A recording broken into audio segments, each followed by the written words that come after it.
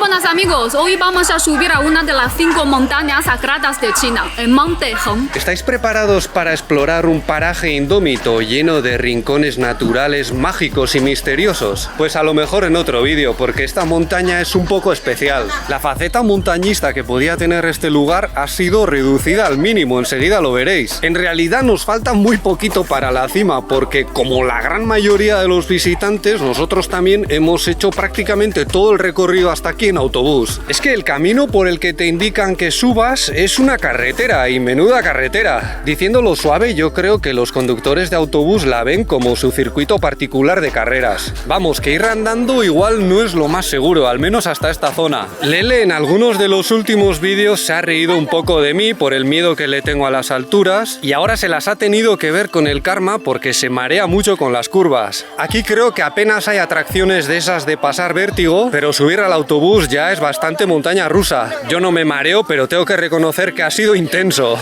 Este es nuestro segundo día aquí, aunque ayer llegamos un poco tarde. Abajo hay un centro turístico, dejamos el coche allí y nos vino a buscar el dueño del hotel rural en el que nos hemos quedado a dormir. Por cierto, no lo hemos dicho, pero estamos otra vez en Hunan, la provincia donde vivimos, después de pasar las vacaciones en el pueblo de Lele, que está en la vecina Hubei. Y como os contamos en el mini vídeo, hace una temperatura buenísima. Ahora mismo estamos a 25 grados, pero las cuestas y la carga de la mochila se empiezan a notar, amigos? Nosotros estamos subiendo en modo fácil, la mayor parte del camino sobre ruedas, porque la gente aquí no viene tanto para hacer ejercicio, sino sobre todo por el paisaje y por motivos religiosos. Pero también hay gente aficionada a la montaña y no pocos salen de madrugada. Hoy en el hotel hemos sentido que algunos se iban a las 3 de la mañana, poco después de que nosotros nos fuésemos a dormir. Y como habréis adivinado, lo hacen para ver el amanecer desde lo alto de la montaña. Muy romántico. Sí.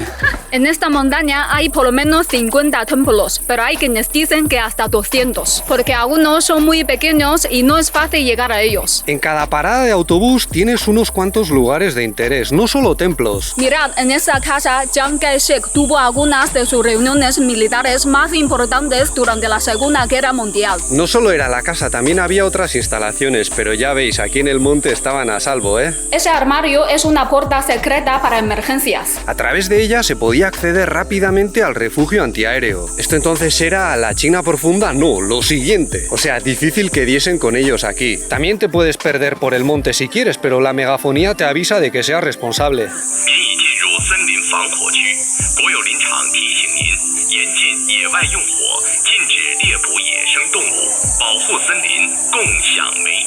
Esta montaña es sagrada para al menos dos corrientes, que son la del budismo y el taoísmo, pero también es un lugar importante para la denominada religión popular. Dicho rápido y mal, la religión popular sería un conjunto de creencias descentralizadas. En este horno se queman las ofrendas para el dios de la riqueza o la prosperidad. Y acabamos de ver a un grupo venido de otra ciudad dedicándole una oración.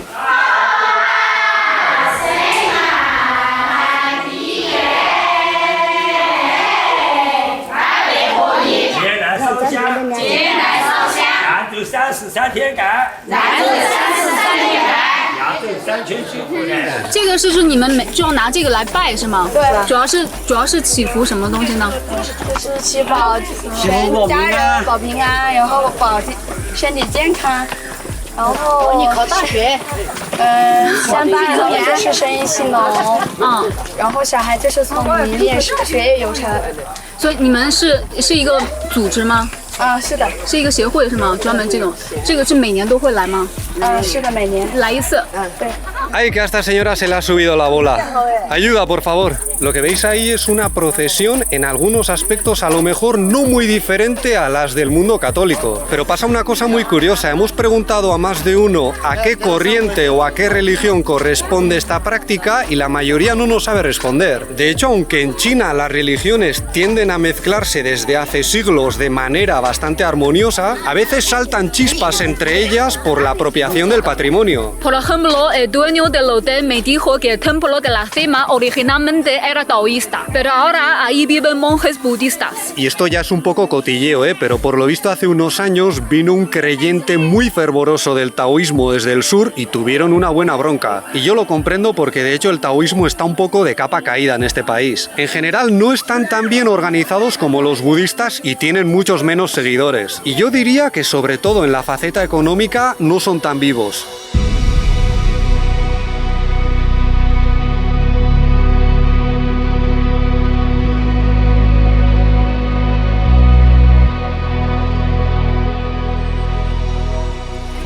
Estamos en lo más alto, a 1300 metros, y aquí tenéis a Zhu Rong, el dios del fuego. El rover chino que está explorando Marte tiene su nombre, porque en chino Marte se llama literalmente el astro de fuego. Después de bendecir el incienso que lleva nuestro nombre y formular unos deseos, vamos a entregarlo aquí para que lo quemen en el horno. Nosotros no somos muy creyentes, pero lo hacemos para que veáis cómo funciona. 你好，我姓袁，袁隆平的袁啊，我现在在南岳衡山。南岳是中国的5岳圣地之一。对，那您平常是在哪个道观呢？我们在山下那个道观那里修行，道教。道教呢是我们中国唯一的本土宗教，它是发源于我们中国本土的。对，南岳衡山呢是古代帝王啊，就是赐封嘛，封5岳的山神，然后南岳呢就放在我们这个湖南。南岳的这个山神呢叫祝融大帝，南岳大帝。这个南岳大帝呢，它历史因为中国的历史的非常悠久，是吧？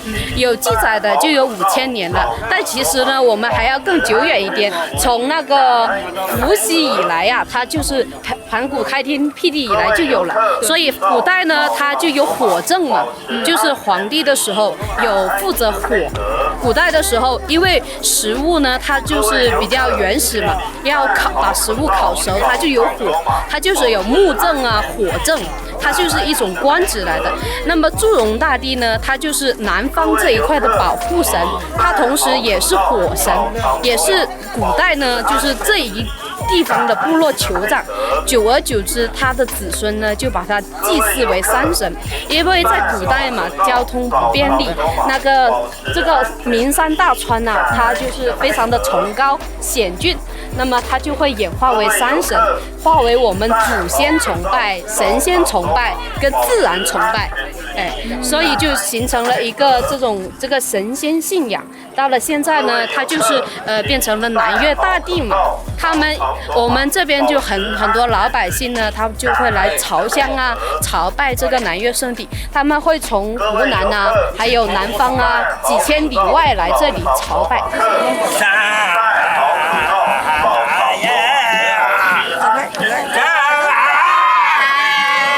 Es posible que lo que voy a contar ahora se deba a lo rápido que se está desarrollando el país, donde han pasado de andar en burro a ir en coche en cosa de pocas décadas. Pero yo ya no me fío nada de las indicaciones espaciales y temporales que nos dan por aquí. Ayer, por ejemplo, en el hotel, ¿a cuánto está la casa de Chiang Kai-shek? Nada, son 200 metros. Joder, pues era kilómetro y pico. Y hoy, ¿cuánto se tarda desde la última parada de bus hasta la cima? Nada, media hora. Y nos hemos pegado 1 hora y media al final, grabando mientras tanto, pero a ritmo ligero. Como podéis apreciar, esta montaña no es muy escarpada, pero precisamente por eso viene mucha gente. Tiene un acceso muy fácil y es famosa por el ambiente que se forma. Abajo en la ciudad hay muchas tiendas que venden incienso y aquí mismo está el templo más grande. Y es un lugar dirigido a prácticas budistas y taoístas. Aquí da un poco igual, esas distinciones no son tan importantes. Se supone que la parte esencial de este templo antes estaba en la cima, pero hace ya más de 1000 años que se trasladaron aquí abajo, porque de esa manera se facilitaba el culto a todo el mundo, lo que significaba más ingresos para el templo y también para sus alrededores. Max Weber, uno de los gigantes de la sociología que más atención prestó a los temas religiosos, planteaba que las prácticas que vemos en buena parte de China eran sobre todo mágicas y orientadas a este mundo. Y yo creo que hoy en día, por ejemplo, en este caso sigue siendo algo muy parecido. Los creyentes, aunque a veces no lo son tanto, hacen una ofrenda esperando un cambio favorable en sus vidas. Se supone que ese cambio lo propician ciertas fuerzas sobrenaturales, pero no hay una diferencia tan clara entre el más acá y el más allá. Y por ejemplo, mucha gente aquí ¿qué pide? Pues que sus hijos saquen una buena nota en los exámenes de acceso a la universidad, que la salud vaya bien, que los negocios sigan funcionando, que podamos encontrar a nuestra media naranja. O sea, tampoco es tan diferente a lo que ocurre en muchos países católicos con los santos. Hay santos prácticamente para cada necesidad, igual que pasa aquí con las deidades. Lele no nos va a decir que qué es lo que ha pedido, pero bueno, esperamos que se cumpla. Y cuidado, que si se cumple, de acuerdo con la costumbre, hay que volver. Eso es todo por nuestra parte. Si este vídeo os ha parecido interesante, podéis darle un me gusta, suscribiros o ayudarnos con Patreon, donde tenéis más contenido, como directos y mis clases de mandarín. Muchas gracias por vuestra atención y hasta la próxima. ¡Hasta luego!